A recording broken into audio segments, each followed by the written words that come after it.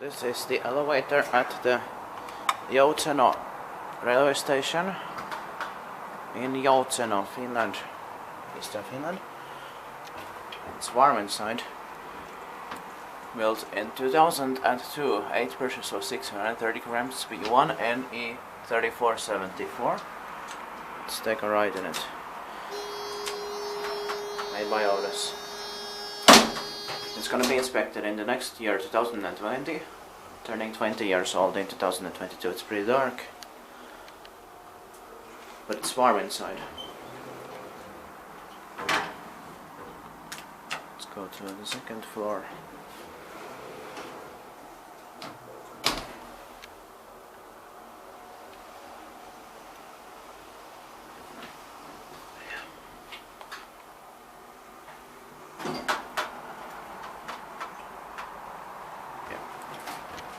Let's go.